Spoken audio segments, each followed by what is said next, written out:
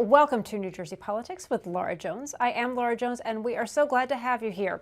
Election Day 2024 has come and gone, and as always, New Jersey's making headlines with some results that surprised both Republicans and Democrats. Standing by is Micah Rasmussen, director of the Rebovich Institute for New Jersey Politics at Rider University. First, though, let's bring in David Wildstein, editor of the New Jersey Globe, to break it all down for us. David, it's good to see you. All right, well, let's go through all the races, and I want to talk about expectations versus what we experienced first when it comes to President. President Trump did far better than many people were expecting. What are your thoughts? Yeah, I mean, I got it wrong. I mean, I thought that that Harris was going to win New Jersey, in 15, 16, 18 points, just like Hillary Clinton and Joe Biden did, and he overperformed. He exceeded everybody's expectations, and he won in places that you wouldn't expect him to win. I mean, he won Bayonne, he won Secaucus. He did really well in North Bergen, in Passaic County, just places that you would not have expected. He's pulling in middle class voters, and he pulled in Hispanics, and that has just made all the difference in this performance for him. Yeah, and I know over the days and weeks and months ahead, people will be looking at poring over the data to see what went wrong. But, do you have an indication of what went wrong? Are the polls just getting it wrong?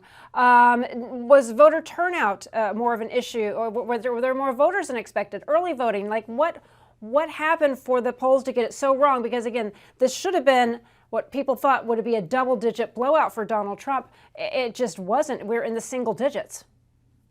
Well, first of all, the polls were absolutely wrong, and there's no doubt about it, because they gave us numbers, and that doesn't measure up to where these candidates performed. The problem is, and you hear smarter people than me on national TV talk about this. They're not getting the models right. They're not understanding who's turning out, and the poll is only as good as its anticipated turnout model, and they're just not there on it. The other thing is, in politics, the last thing you ever want to do is underperform. And what happened here, both for Harris and for Trump, is they wrote off New Jersey. Both of them wrote off New Jersey. There was not a fight for New Jersey's 14 electoral votes, because neither thought it was going to go any other way than New Jersey being a blue state, as it's been since 1992. So you had Jersey playing the role of exporter state. And both sides, both parties, were sending busloads of people every weekend to go canvass in Pennsylvania, because that was the big deal. And they needed New Jersey's bodies more than they needed the votes. It'd be easy to go back and say, well, if Trump had done internal polls in New Jersey, he'd have seen this. He might have been able to catch this and then proactively go campaign. But if he had done that, then Harris would have said, well, maybe I have a problem in New Jersey. I better go pay attention to New Jersey. At that level, they don't fall for some little head fake. Yeah. So they knew what they were doing. And look, at the end of the day, Kamala Harris won New Jersey. She got 14 electoral votes, and she didn't spend any money doing it. So it wasn't a bad strategy for her. But now Trump, and we all know that Donald Trump, who spends almost as much time in New Jersey as he does in Florida, he's got an affinity for New Jersey. He understands New Jersey. He for better or for worse, was a big investor in Atlantic City real estate for a lot of years. So and we all know with Trump that he also looks at numbers, and he knows what he's looking at in New Jersey. So he's going to devour these numbers, and he's going to know how he did in all these areas, and he's going to know that he did better in Somerset County, where his golf club is. Yeah. But yeah, I mean, everything was wrong except that the outcome turned out exactly what you thought. Didn't matter, it doesn't matter how you get to 14 electoral votes as long as you get there, and the Democrats got there. Yeah, and I definitely am curious to, and we can talk about this later, how this could impact what we may see of President-elect Trump in New Jersey when it comes to the gubernatorial race, which is already going to be underway. But first, let's talk about Andy Kim, Curtis Bashaw. Again, Andy Kim won, but not by the numbers that people necessarily thought. What's your take? Yeah, my take is what you refer to a Senate candidate who didn't win by as much as people thought he would. You call him a senator, Right. and he's going to go to Washington, and he's got 6 years in the United States Senate. So I don't think he's going to lose a lot of sleep over it, and I think his numbers will be okay. But again, this is, they all told us that Andy Kim, when they say they, I mean the pollsters, everybody said, and I thought it too. So I'm not looking to put responsibility on anybody else. I always thought Andy Kim was going to win the race. And I was right. He was going to win the race. The pollsters were right. He was going to win the race. What we were wrong on is the margins. And that, that is where the delving into all the details, that's where the minutia matters, is where did he lose it? And, why did Kim's margin in a place like Passaic County go down so much over where past Senate candidates are going to be? I think it's just, he also got caught up in what was happening at the top of the ticket.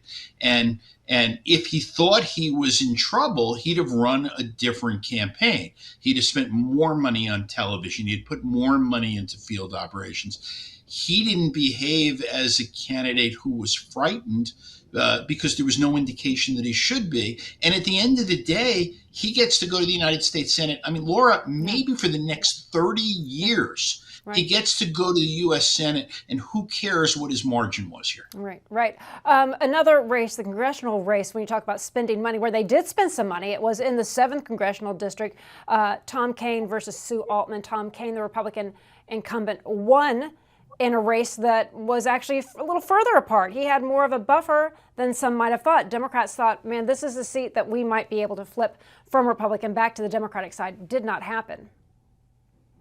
Yeah, and Kane's margin was more than what people thought. It's sort of a function of these two candidates thinking they can win and fighting it out, and not leaving any stone unturned. They were both good candidates. This is a district that was drawn to be Republican. This was a Democratic map where they gave up this seat. That contributed to Tom Malinowski losing to Tom Kean 2 years ago. Again, this is, I don't know, maybe it was never going to be close. And maybe the poll was wrong, and the poll caused people to have to spend more money on this race. And maybe that, built up the margin rather than decreased it. I don't know.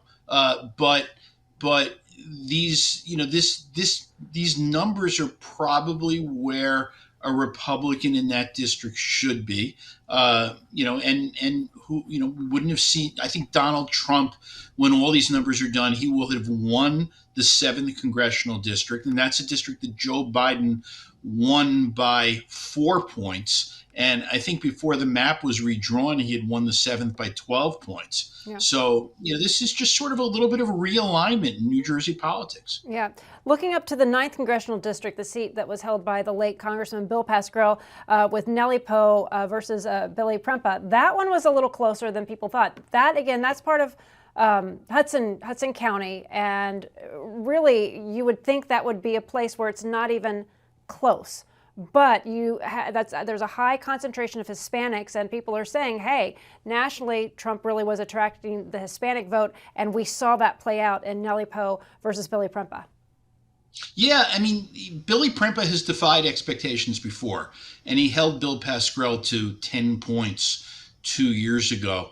I think he benefited from, first of all, he benefited from a lot from what he did for himself, but he benefited by Trump. And but the part that I don't want to forget as we delve into these details is in a district where Hispanics make up a large portion of the population. Yeah, Trump did better, but Harris still won Hispanics. And Nellie Poe is now the first Latina in New Jersey history to go to Congress. So, I'm not, I want to see all the, I want to get down and dirty on these numbers. Yeah. And I want to look at, not just town by town, but sort of precinct by precinct and overlay them with their demographics before I sort of understand this. I think there was a lot going on, and quite frankly, a big part of it is this campaign started late. Bill Pascrell died at the end of August.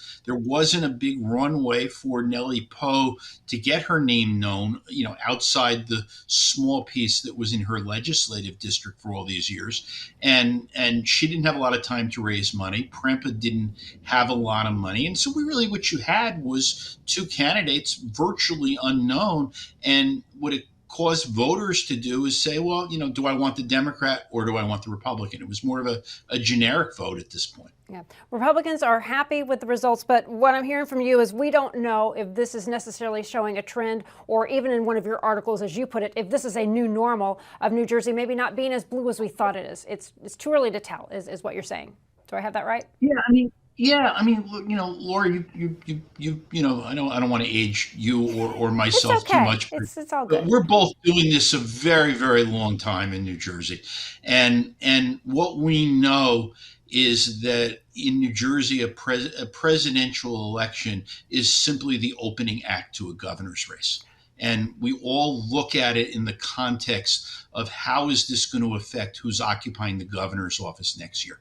If you had said, and I've been hearing about this from Democrats and Republicans since this election ended. If you would ask the same people on Monday, if Donald Trump's in the White House, does that mean that the winner of the Democratic primary is going to be the next governor? Universally, people would have agreed with that. Now they're not sure, because now Trump has done better than people thought he would in New Jersey. And now they're not sure that a general election with a Republican in the White House, might actually favor the Republicans. Yeah.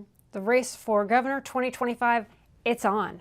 It's well underway. David Wildstein of the New Jersey Globe, thank you so much for coming on to break down the results of election night. Thank you. Thanks for having me, Laura.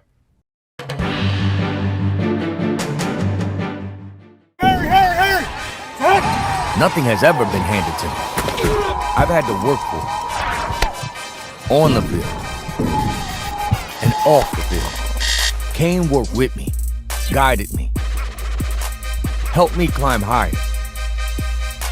to get where I belong, to change my life. Hey, welcome to the team. Cougars climb higher. Kane University.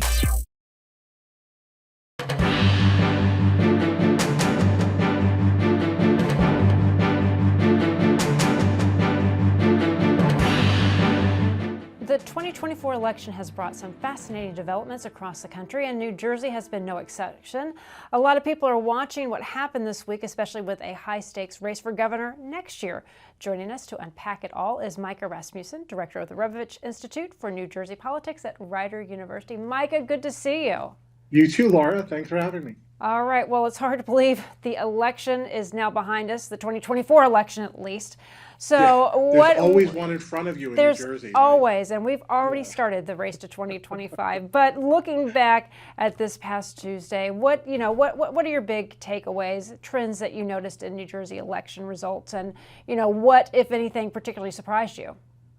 Yeah, so it's really the biggest one is the small margin in New Jersey between Harris and Trump, which was completely unexpected. Now, if you say that to a Trump person, they will say they expected it, and they will say you just didn't see it. But I don't think anybody could have predicted that we'd be talking about a 4-point race between the two of them. Certainly, Kamala Harris is going to carry New Jersey, has carried New Jersey, but by a far smaller margin, less than 200,000 votes. And that's just not something anybody ever saw coming.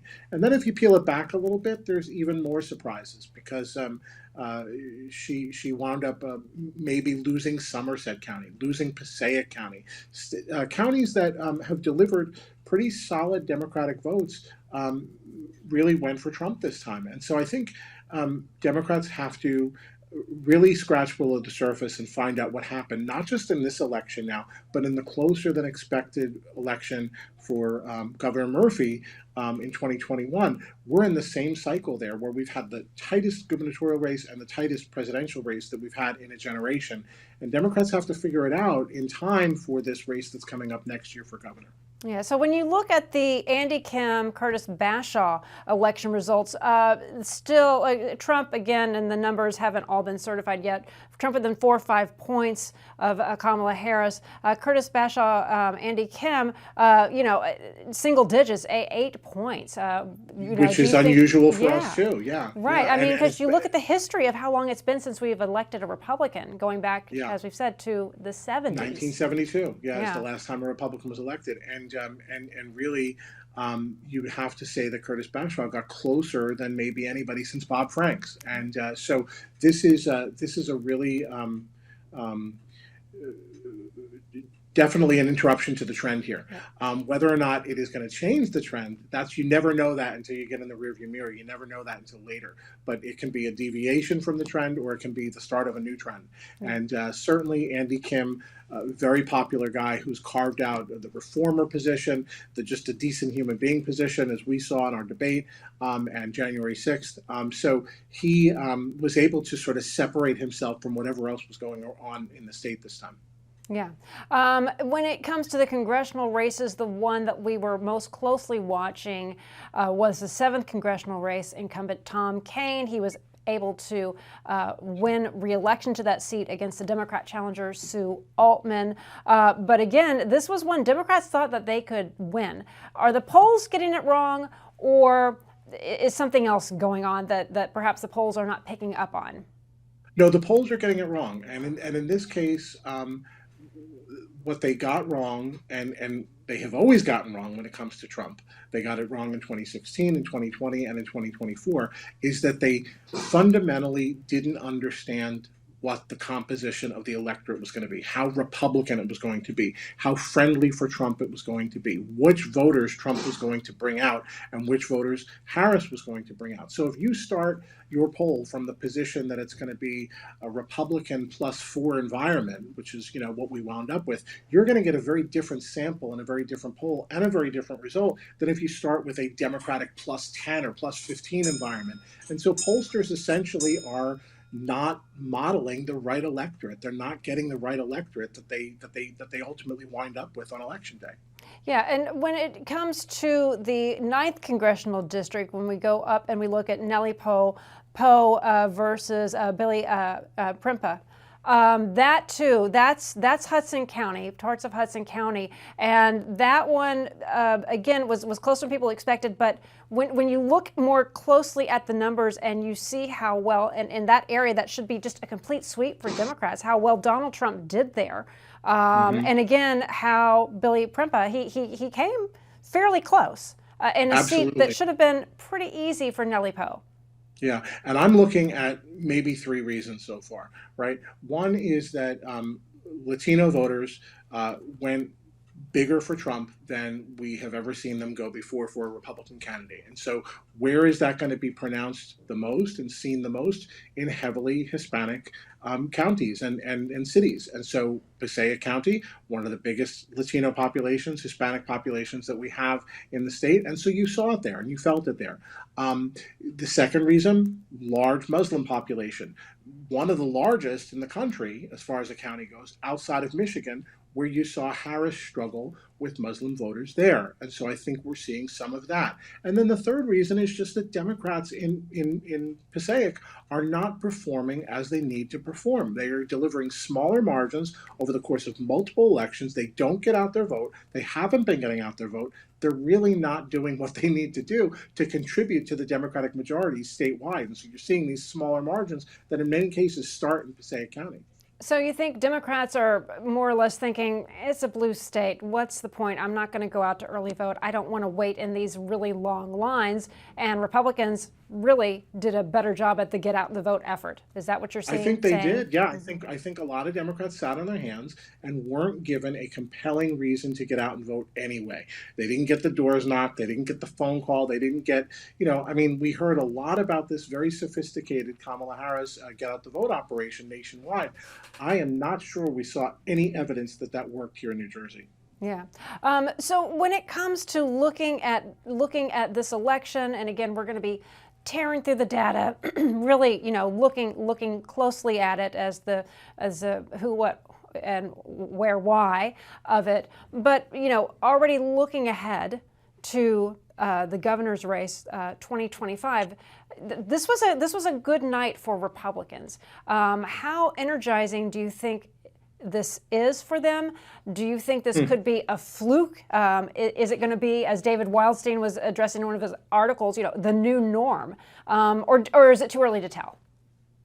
Well, in some ways, it's too early to tell. But one thing we can tell already is what you asked me about first, which is enthusiasm. Does this make New Jersey Republicans feel like they have the wind at their sails going into the big enchilada in New Jersey, always the governor's race? And the answer to that is almost certainly yes. They feel like they were within striking distance of, the first time in over 30 years having New Jersey go Republican at the presidential level. They certainly were within, a couple of points of having that happen in the Governor Murphy race in 2021. So they feel like they've got a shot here. They feel like they've got the wind at their sails and that they are enthusiastic, they're fired up, they're ready to go. The question as to whether or not it's the new norm, I don't think we can know that yet. And one of the reasons we can't know that yet is because this is a presidential turnout. This is a presidential election. Fundamentally, those races are different than the turnout that you get when you're running for governor or the turnout you get when you're voting for the legislature. And so we just don't know yet whether there are more Republicans. I mean, we know over the course of a couple elections, we can say there are more Republicans, but is it a collapse in Democratic support? Are they fewer of their voters coming out? That's what we really have to dig deep and find out. But right now, absolutely, Republicans are feeling like they're onto something here. Right, and we have so many independent voters in New Jersey as well. It's also been said the presidential election is a bit of a warm-up for the governor's race in New Jersey because it is all, But is that more the insiders that get jazzed up about the governor's race and that turnout? Is that something that we're paying a little bit more attention to? Because you're talking about how the presidential electorate is going to be electorate will be very different than the governor's race. But it's a good question. That's a fair question. There are only two governors up for election next year: New Jersey and Virginia. Fair question.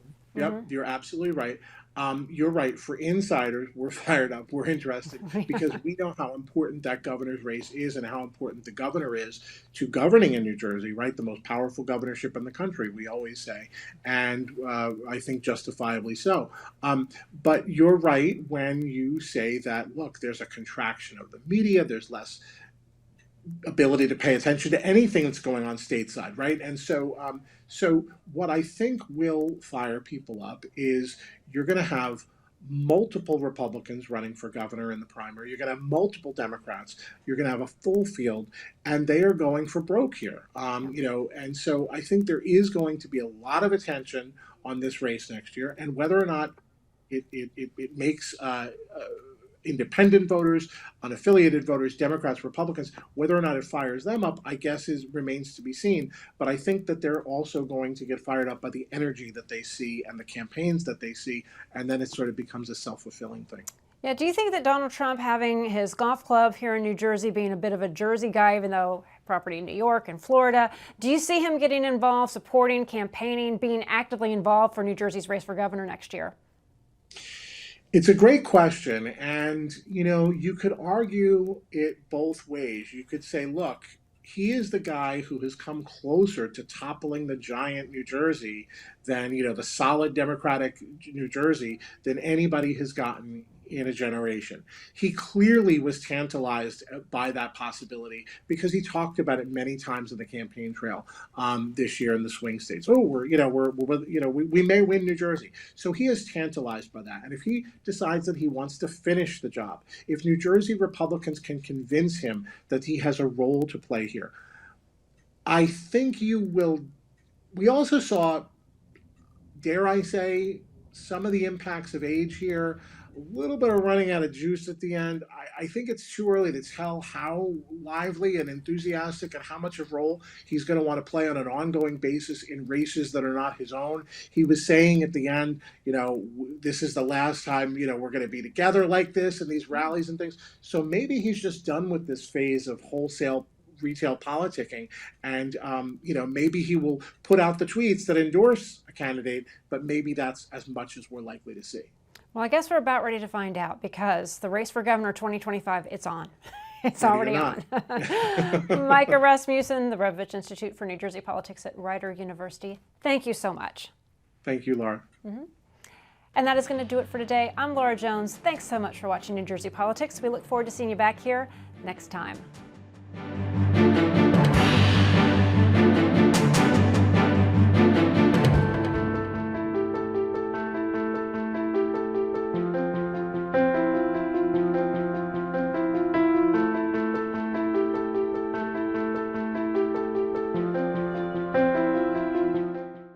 Some of the biggest challenges I face as a student athlete is managing my athletic work and my schoolwork. To prevent our student athletes from falling into academic distress, we created a program called Gamer. Each team works with an athletics academic liaison to increase graduation and retention rates. The turning point that I saw is my grades went up. What has helped me the most is definitely tutoring. My academics have just skyrocketed. The ultimate goal is for our student athletes to have that championship moment on the field and day of graduation.